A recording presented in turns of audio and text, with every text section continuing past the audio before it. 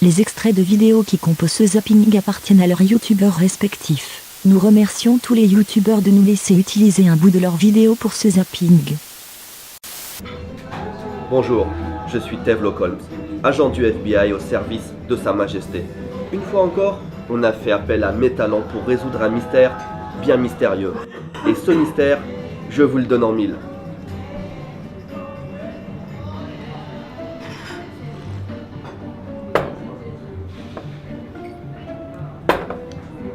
Nouvelle vidéo, nouvel épisode, devine le prix. Le concept est simple, je ne connais pas moi-même les produits qui vont nous être présentés face à l'écran et que vous allez voir avec nous. On va devoir deviner le prix après réduction et sans compter la livraison, sans compter tous les trucs à côté si tu veux. On a ici des petits tableaux Velleda, hein, t'appelles ça comment, voilà. Derrière ça il y a un gage Léo. Un nouveau gage. Si tu remportes plus de 3 manches, peu importe l'ordre, tu gagnes 1, je gagne 1, tu gagnes 2, je gagne 2, si tu gagnes la 3ème, c'est à toi de m'imposer un produit à promotionner sur Twitter. Un produit de merde évidemment, c'est plus drôle. T'es prêt? Devine le prix, épisode 2. Cette année encore, nous allons participer à l'aventure Tokyo Metro The Underground Mysteries. C'est un jeu de type résolution d'énigmes qui est organisée chaque année par le métro de Tokyo et qui nous emmène aux 4 coins de la ville à la découverte des secrets du métro ou de beautés insoupçonnées de Tokyo, d'endroits qu'on ne découvrirait pas autrement. Mais avant toute chose, c'est donc un jeu de réflexion. Salut à tous, c'est Nico, je suis toujours au CES et là je suis sur le stand de Invoxia qui est une start-up française que je connais bien. Ils avaient présenté à l'IFA le petit Rodi. Le Rodi est désormais disponible en France, ça coûte 99 € et qu'est-ce que c'est que ce petit objet? C'est un petit tracker qui à l'extérieur peut être repéré grâce au GPS. Il n'y a pas d'abonnement mais ça marche aussi à l'intérieur des bâtiments puisque le petit Rodi est capable de détecter les réseaux Wi-Fi qui sont autour de lui et grâce à sa géolocalisation par rapport à ces réseaux Wi-Fi, il peut donc dire à son propriétaire où il se trouve. Donc on n'a pas besoin d'avoir un smartphone à proximité comme d'autres trackers qui existent déjà. Ça marche super bien même si vous êtes à des centaines de kilomètres de votre petit Rodi que vous pouvez donc mettre dans une voiture, dans un sac à dos, dans le sac à dos des enfants si vous avez des enfants ou même dans votre poche hein, si jamais vous perdez votre jean, on ne sait jamais, ça peut arriver. Avec Rodi, pas besoin d'abonnement mais au bout de 3 ans il faudra payer 10 € pour repartir pour une année supplémentaire de service. Donc ça reste super accessible. Et le truc qui est quand même assez génial c'est qu'on peut recharger le Rodi, l'autonomie d'environ 8 mois donc vous pouvez l'oublier, le laisser quelque part. Il y a un parc sur la droite ici et il faut regarder le toboggan. Il y a un toboggan, slide en anglais. Le toboggan est composé de couleurs. Ici on a des couleurs, j'imagine que tout est en relation. This is strange. Yeah. 英語バージョンでやってるんだけど、英語がおかしくて Answer is what? 多分そうだ。Ah, j'ai rien compris. J'ai rien compris, mais d'après les jeunes filles qui sont derrière moi qui ont la même version du jeu en japonais, on a suivi les règles en fait en japonais qui sont plus claires. Là franchement en anglais on comprend rien. Prochaine station qui est Otemachi. Ok, j'ai froid, mais on a trouvé.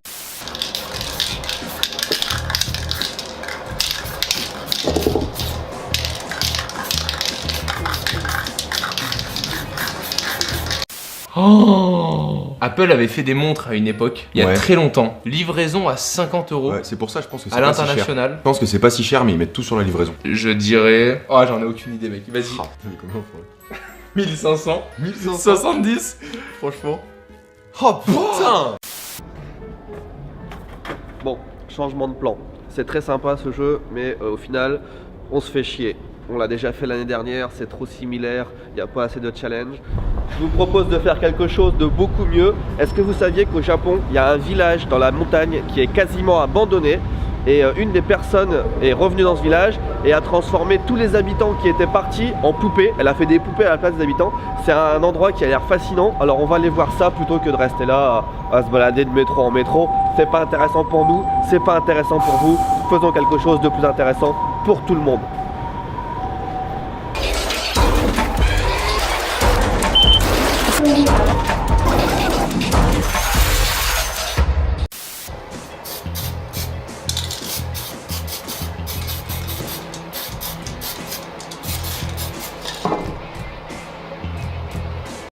Un vidéoprojecteur dans un smartphone, il fallait le faire et Movi y a pensé. En tout cas, vous avez devant vous le premier smartphone qui intègre un vidéoprojecteur laser 720p qui a globalement une capacité lumineuse de 50 lux. Alors c'est pas énorme, mais il faut quand même saluer la prouesse. Une prouesse qui vous permet en théorie de pouvoir profiter d'une diagonale d'écran d'environ 2 mètres dans un noir absolu. Vous l'aurez compris, 50 lumens, c'est pas beaucoup. On doit mettre les chaînes. J'adore ça. C'est le pire truc de merde que j'ai eu à faire depuis des années quoi. On en a mis une.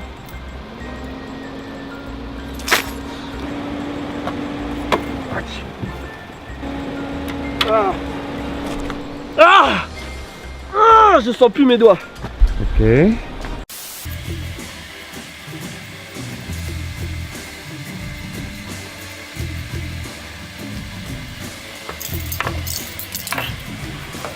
Et regardez un petit peu sur son smartphone, il va nous commander notre navette autonome. Alors regardez, voilà comment ça se passe sur cette application qui ressemble un petit peu aux applications de VTC qu'on connaît déjà. Il va nous commander donc notre navette, voilà, Order Now, et notre véhicule autonome devrait débarquer d'ici quelques instants maintenant sur Fremont Street. Et regardez, elle est là, elle arrive, notre navette autonome cab de chez Navia. Elle est là, sur Fremont Street. Elle s'est arrêtée puisqu'elle communique avec les infrastructures et elle détecte les piétons. Eh bien, regardez à l'avant, donc il y a cette plaque rouge qui est symbolique des véhicules autonomes. C'est parti, je vais monter à l'intérieur.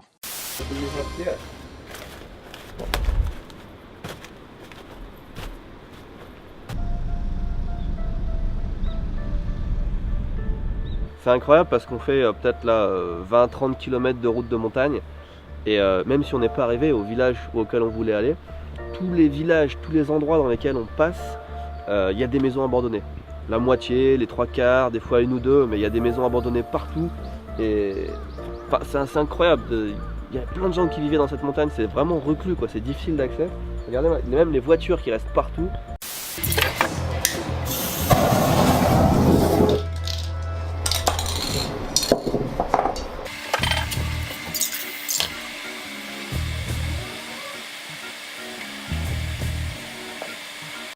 Qu'on a certes une dalle Full HD, mais c'est certainement pas du haut de gamme. Mais c'est un premier modèle que sort Movi.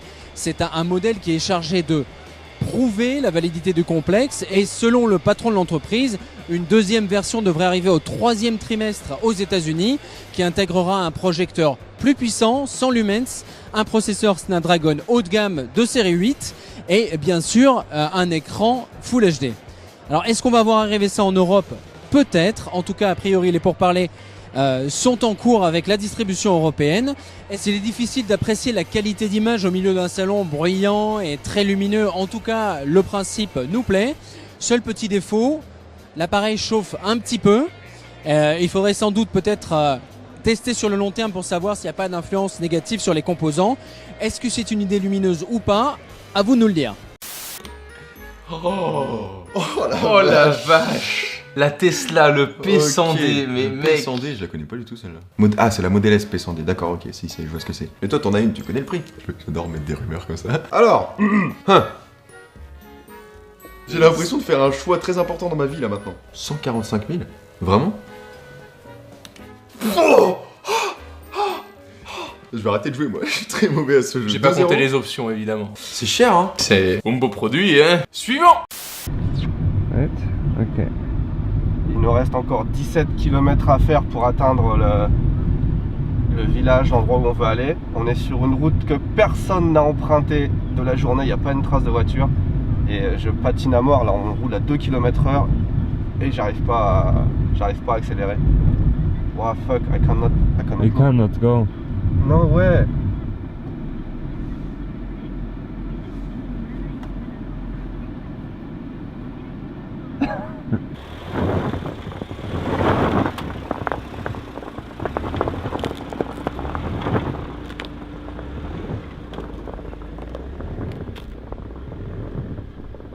Look at this. It's ice. Look at this. It's crazy. This is all ice. There is no snow. This is frozen. It's like we're driving on a lake or something.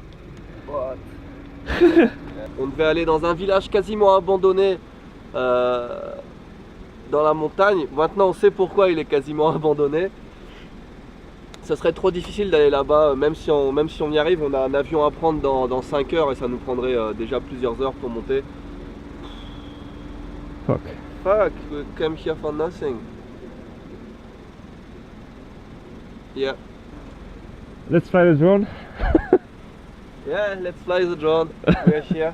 Let's park the car in the middle of the road. Yeah, just leave it here.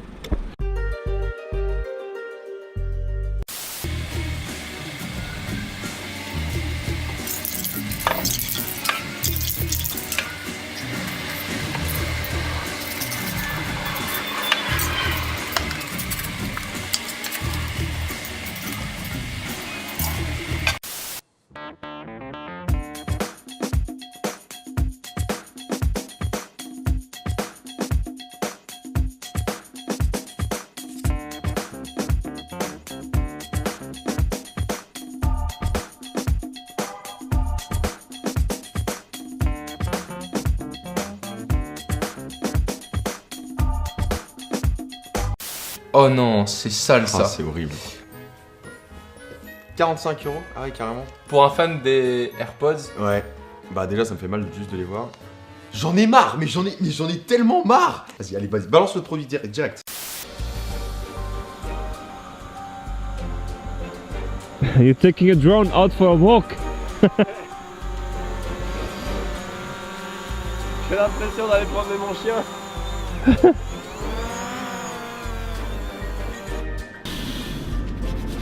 Encore le résultat d'une vidéo extrêmement bien préparée. Et un fail comme d'habitude. On va maintenant redescendre cette putain de montagne. On a 30 km de montagne à faire. Et puis on repart à Tokyo malheureusement.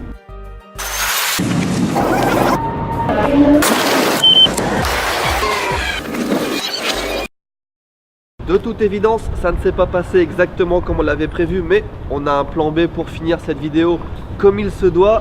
Ça se passe ici.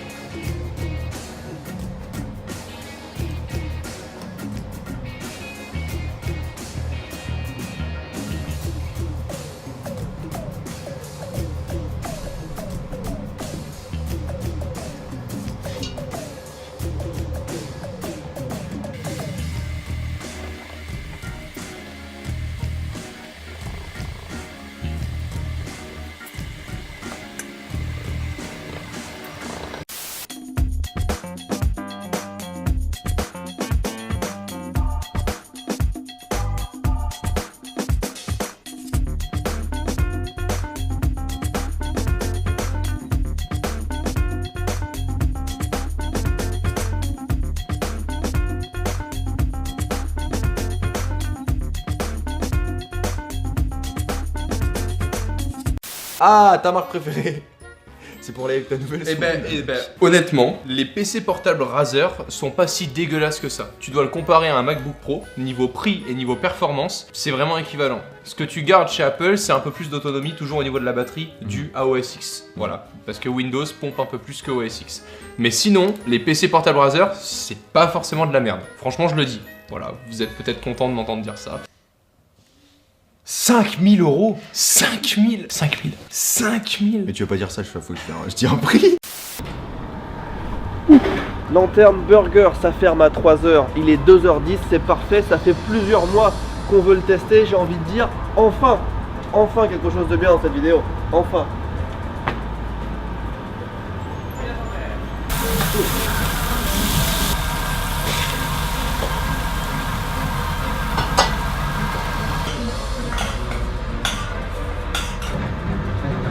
Tu vois mon cher Watson, c'est dans ces moments-là que je me dis que la vie vaut la peine d'être vécue. Exact, ouais.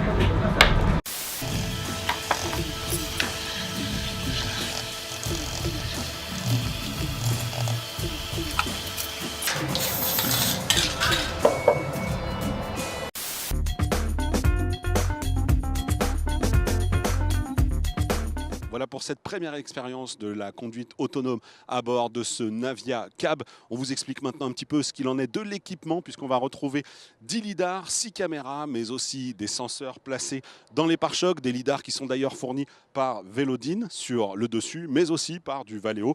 Pour ces lidars ici qui sont noirs, un petit peu plus petits, les caméras qui servent, elles, non seulement à lire la route, mais aussi à lire la signalisation, puisque ce véhicule y communique avec l'infrastructure, mais aussi la détection de piétons et d'obstacles, bien évidemment. D'ailleurs, lors de notre démonstration, ça a un petit peu secoué. On le sent, ici, on est sur les premières démonstrations. Il y a encore de l'ajustement du côté de la fluidité au niveau de la conduite. Néanmoins, on n'a pas eu de soucis. Regardez, petite particularité ici avec cet écran qui indique que le véhicule est en conduite manuelle. En l'occurrence, là, il est arrêté et qui change lorsqu'on est en conduite autonome pour tout simplement informer les autres curieux qui sont sur le bas-côté afin qu'ils ne se mettent pas devant le véhicule. 1, 2, 3.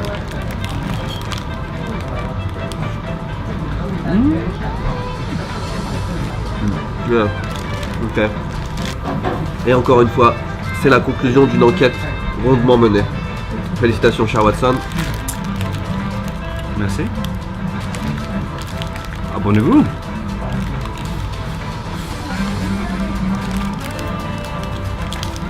C'est pas dur, il faut juste appuyer sur le bouton. Si vous avez apprécié ce zapping et que vous voulez en voir plus, laissez un pouce bleu pour nous motiver à en faire d'autres. N'hésitez pas à laisser des commentaires, si vous avez des questions ou suggestions. Une playlist dont le lien est dans la description, référence toutes les vidéos présentes dans tous nos zappings afin que vous puissiez voir les vidéos en entier, et pourquoi pas vous abonner aux chaînes de ces youtubeurs. Merci d'avoir regardé cette vidéo, et abonnez-vous.